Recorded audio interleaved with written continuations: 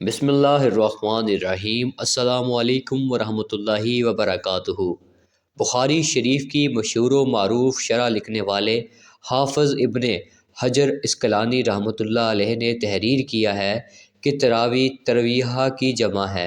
اور تربیت کے معنی ایک دفعہ رام کرنا، جیسے تسلمہ کے معنی ایک دفعہ سلام پھیرنا۔ رمضان المبارک کی راتوں میں نماز عشاء کے بعد جماعت نماز کو تراویح کہا جاتا ہے،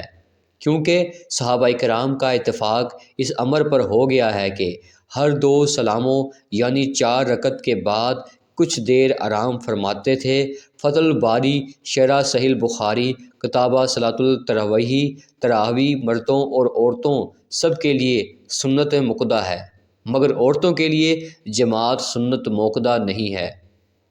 المتقاۃ الشرات میں موتی میں ہے کہ صحابہ کرام رضوان اللہ علیہم اجمعین کے دور میں رمضان میں تراویح کے لیے قیام کرنا اتنا عام اور معمول یہ تھا کہ عورتیں بھی اس کا اہتمام کرتی تھیں اور اپنے گھروں میں ہی کسی قاری سے قرآن کریم سنا کرتی تھی۔ معطل امام مالک نے روایت ہے کہ حضرت عائشہ صدیقہ رضی اللہ تعالی عنہا کے ایک مدبر غلام تھے، حضرت ذکوان، جو رمضان میں آپ کو تراویح میں قرآن سنایا کرتے تھے۔ خود امام مالک رحمۃ اللہ علیہ کے بارے میں مروی ہے کہ آپ بھی حضرت عائشہ صدیقہ رضی اللہ تعالی عنہا کی پیروی میں اپنے گھر والوں کو گھر میں ہی تراویح پڑھاتے تھے، لیکن جامع مسجد میں عورتوں کے لیے کوئی اہتمام نہیں ہوتا تھا، لہٰذا عورتوں تراویح کی سنت اپنے گھروں میں ہی ادا کریں۔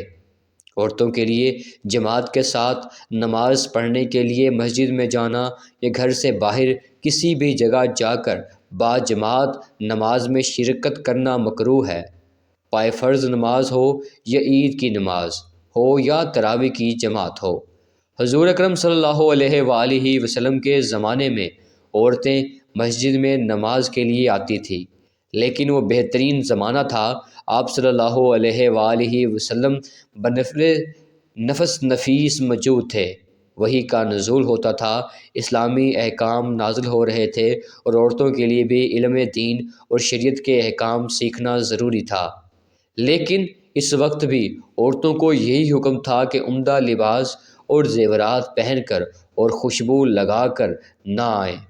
نماز ختم ہونے کے بعد فوراً مردوں سے پہلے واپس چلی جائیں، اور ان پابندیوں کے ساتھ اجازت کے بعد آپ صلی اللہ علیہ وآلہ وسلم نے ترغیب دی کہ عورتوں کا گھر میں اور پھر گھر میں بھی اندر والے حصے میں نماز پڑھنا مسجد نبوی میں نماز پڑھنے سے افضل ہے، جبکہ امام خود رسول اللہ صلی اللہ علیہ وآلہ وسلم ہوتے تھے۔ حضرت ام حمید رضی اللہ تعالی عنہا نے بارگاہ نبوی صلی اللہ علیہ وآلہ وسلم میں حاضر ہو کر عرض کیا کہ مجھے آپ صلی اللہ علیہ وآلہ وسلم کے ساتھ نماز پڑھنے کا شوق ہے۔ آپ صلی اللہ علیہ وآلہ وسلم نے فرمایا، تمہارا شوق اور دینی جذبات بہت اچھا ہے، مگر تمہارے نماز اندرونی کوٹھی میں کمرے کی نماز سے بہتر ہے، اور کمرے کی نماز گھر کے احاطے کی نماز سے بہتر ہے، اور گھر کے احاطے کی نماز محلے کی مسجد سے بہتر ہے، اور محلے کی مسجد کی نماز میری مسجد نبوی کی نماز سے بہتر ہے۔ چنانچہ حضرت ام حمید قیدی رضی اللہ تعالی عنہا نے فرمائش کر کے اپنے کمرے کوٹھے کے آخری کونے میں، جہاں سب سے زیادہ اندھیرا رہتا تھا، جائے نماز پڑھنے کے لیے جگہ بنوائی اور وہیں نماز پڑھا کرتی تھی، یہاں تک کہ ان کا وصال ہو گیا اور اپنے خدا کے حضور حاضر ہوئی۔ نبی کریم صلی اللہ علیہ وآلہ وسلم کے پردہ فرمانے کے بعد جب حالات بدل گئے اور صحابہ کرام رضوان اللہ علیہم اجمعین نے اپنے زمانے میں یہ دیکھا کہ عورتیں اب ان پابندیوں کا خیال نہیں کرتی، تو حضرت عمر رضی اللہ تعالی عنہ کے زمانے میں صحابہ کرام رضوان اللہ علیہم اجمعین کی موجودگی میں عورتوں کو مسجد آنے سے منع کر دیا گیا، اور اس پر گویا صحابہ کرام رضوان اللہ علیہم اجمعین کا اتفاق ہو گیا۔ حضرت عائشہ رضی اللہ تعالی عنہا فرماتی ہیں کہ عورتوں کی جو حالت آج ہو گئی ہے وہ حالت اگر حضور صلی اللہ علیہ وآلہ وسلم کے زمانے میں ہوئی ہوتی تو آپ صلی اللہ علیہ وآلہ وسلم عورتوں کو مسجد آنے سے منع فرما دیتے۔ یہ زمانے کی بات ہے کہ حضور صلی اللہ علیہ وآلہ وسلم کے وصال کو زیادہ عرصہ بھی نہیں گزرا تھا، ام المومنین حضرت عائشہ رضی اللہ تعالی عنہا نبی کریم صلی اللہ علیہ وآلہ وسلم کا مزاج خوب سمجھتی تھی، اس لیے فرمایا کہ اگر آپ صلی اللہ علیہ وآلہ وسلم کے زمانے میں عورتوں کی ایسی حالت ہوتی تو آپ صلی اللہ علیہ وآلہ وسلم عورتوں کو مسجد آنے سے منع فرما دیتے۔ اس لیے موجودہ پرفتن دور میں خواتین کے لیے یہی حکم ہے کہ وہ اپنے گھروں میں نماز ادا کریں، یہی ان کے لیے زیادہ اجر و ثواب کا باعث ہے، لہٰذا عورتوں کا گھر سے باہر جا کر مسجد یا کسی بھی دوسری جگہ اجتماعی تراویح میں شریک ہونا درست نہیں۔ البتہ اگر اپنے گھر میں ہی تراویح کی جماعت ہو رہی ہو اور گھر کا مرد ہی گھر میں تراویح کی امامت کرے اور اس کے پیچھے کچھ مرد ہوں اور گھر کی بھی کچھ عورتیں پردے میں اس اقتداء میں ہوں، باہر سے عورتیں نہ آتی ہوں اور امام عورتوں کی امامت کی نیت کرے، اس طرح عورتوں کے لیے تراویح کی نماز میں شرکت کرنا درست ہے، جس میں کوئی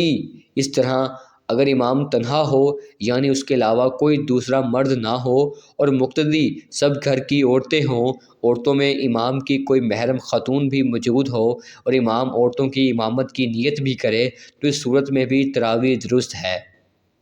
گھر کی جو خواتین امام کے لیے نامحرم ہوں وہ پردے کا اہتمام کرے، شریک ہوں، لیکن اگر امام تنہا ہو اور مقتدی سب عورتیں ہوں اور عورتوں میں امام کی کوئی محرم خاتون یا بیوی نہ ہو تو ایسی صورت میں امام کے لیے عورتوں کی امامت کرنا مکروہ ہوگا، لہٰذا ایسی صورت سے اجتناب کیا جائے۔ محترم ناظرین کرام، تراویح کی نماز رمضان المبارک کے مہینے میں عشاء کی نماز کے بعد اور وتروں سے پہلے باجماعت ادا کی جاتی ہے، جبکہ خواتین اپنے گھروں میں ادا کرتی ہیں۔ جیسا کہ پہلے ہی وضاحت سے بتایا گیا ہے کہ یہ 20 رکعت پر مشتمل ہوتی ہے اور 2 رکعت کر کے پڑھی جاتی ہے۔ ہر 4 رکعت کے بعد وقف ہوتا ہے جس میں تسبیح و تحلیل ہوتی ہے اور اس کی وجہ سے اس کا نام تراویح ہے۔ حضور اکرم صلی اللہ علیہ وآلہ وسلم آقا دو جہاں نے رمضان شریف میں رات کی عبادت کو بڑی فضیلت دی ہے۔ حضرت عمر رضی اللہ تعالی عنہ نے سب سے پہلے تراویح کی باجماعت اور اول رات میں پڑھنے کا حکم دیا اور اس وقت سے اب تک یہی اسی طرح پڑھی جاتی ہے۔ اس نماز کی امامت بالعموم حافظ قرآن کرتے ہیں اور رمضان کے پورے مہینے میں ایک بار سنت ہے اور زیادہ مرتبہ قرآن شریف پورا ختم کیا جا سکتا ہے۔ چاروں ائمہ کرام کے پیروکار حنفی، شافعی، مالکی اور حنبلی حضرات 20 رکعت پڑھتے ہیں اور اہل حدیث 8 رکعت تراویح پڑھتے ہیں۔ تراویح کے بعد وتروں بھی باجماعت پڑھے جاتے ہیں۔ آئیے روایت کی روشنی میں سنت تراویح کی رکعت کی تعداد کو یہ سمجھتے ہیں کہ نمبر 1 امام فخر الدین قاضی خان لکھتے ہیں کہ امام ابو حنیفہ فرماتے ہیں کہ رمضان میں ہر رات 20 یعنی 5 تراویحیں وتر کے علاوہ پڑھنا سنت ہے۔ نمبر 2 علامہ علاء الدین کاسانی حنفی لکھتے ہیں کہ جمہور علماء کا صحیح قول یہ ہے کہ عمر فاروق رضی اللہ تعالی عنہ نے حضرت ابی بن کعب کی امامت میں صحابہ کرام کو تراویح پڑھانے پر جمع فرمایا تو انہوں نے 20 رکعت تراویح پڑھائی اور صحابہ کی طرف سے اجتماع تھا۔ نمبر 3 امام مالک کی مشہور قول کے مطابق کہ 36 رکعت ہیں، جبکہ ان کے ایک قول کے مطابق 20 رکعت سنت ہیں۔ علامہ ابن راشد بھی فرماتے ہیں کہ امام مالک نے ایک قول میں بھی 20 رکعت تراویح کو پسند فرمایا ہے۔ مسجد حرام میں تراویح کی ہر 4 رکعت کے بعد ترویحہ کے طور پر مکہ کے لوگ ایک طواف کر لیا کرتے تھے، جس پر مدینہ منورہ والوں نے ہر تربیحہ پر 4 رکعت نفل پڑھنے شروع کر دی۔ تو اس طرح امام مالک رحمۃ اللہ کی ایک رائے میں 36 رکعت، 20 رکعت تراویح اور 16 رکعت نفل ہو گئی۔ امام شافعی فرماتے ہیں کہ مجھے 20 رکعت تراویح پسند ہے۔ مکہ مکرمہ میں 20 رکعت ہی پڑھتے ہیں۔ ایک دوسرے مقام پر امام شافعی فرماتے ہیں کہ میں نے اپنے شہر مکہ مکرمہ میں لوگوں کو 20 رکعت نماز تراویح پڑھتے پایا ہے۔ علامہ نووی شافعی لکھتے ہیں کہ تراویح کی رکعت کے متعلق تمہارا مسلک و وتر کے علاوہ 10 سالموں کے لیے 20 رکعت کا ہے، اور 20 رکعت 5 تراویح ہیں، اور ایک تربیحہ 4 رکعت کا 2 سلابوں کے ساتھ۔ یہی امام ابو حنیفہ اور ان کے صحابہ اسحاق اور امام احمد بن حنبل اور امام داؤد ظاہری کا مسلک ہے، اور قاضی ایاز نے 20 رکعت راوی کو جمہوریہ علماء سے نقل کیا ہے۔ فقہ حنبلی کے ممتاز ترجمان علامہ ابن اقدام لکھتے ہیں کہ امام ابو عبداللہ احمد بن حنبل کا پسندیدہ قول میں 20 رکعت کا ہے، اور سفیان ثوری بھی یہی کہتے ہیں کہ ان کی دلیل یہ ہے کہ جب عمر فاروق نے صحابہ کرام کو ابی بن کعب کی ابتدا میں جمع کیا تو وہ 20 رکعت پڑھتے تھے۔ نیز امام احمد بن حنبل کا استدلال عالم روایت یہی ہے کہ ابن اقدامہ کہتے ہیں کہ یہ بنزلہ جمعے میں نیز فرماتے تھے۔ جس چیز پر حضور اکرم صلی اللہ علیہ وآلہ وسلم کے صحابہ عمل پیرا رہے وہی اتباع کے لائق ہے۔ رہتی دنیا تک یہ قول و رنج ہے کہ جس عمل پر صحابہ کرام رضوان اللہ علیہم اجمعین اور چاروں امام متفق ہوں جمہوریہ عمل ہے، اور درست عمل یہ ہے کہ لہٰذا صلاۃ تراویح کی درست تعداد 20 رکعت ہے، جس میں ہر 2 رکعت کے بعد سلام پھیرنا اور ہر 4 رکعت کے بعد تسبیح و تحلیل لازمی ہے۔ اللہ عز و جل سے دعا ہے کہ ہم سب کو ماہ رمضان المبارک میں خشوع خضوع اور اللہ کے اس کے رسول کی اطاعت و فرمانبرداری کی طاقت و توفیق و مرحمت فرمائے، آمین یا رب العالمین۔ تو ناظرین کرام، یہ تھی ہماری آج کی معلوماتی اور اسلامک ویڈیو۔ اگر ویڈیو اچھی لگی ہو تو چینل کو سبسکرائب ضرور کر دیجیے گا۔ اپنے ہوسٹ عدنان صفدر کو دیجیے اجازت، ملتے ہیں اگلی ویڈیو میں، تب تک کے لیے اللہ حافظ۔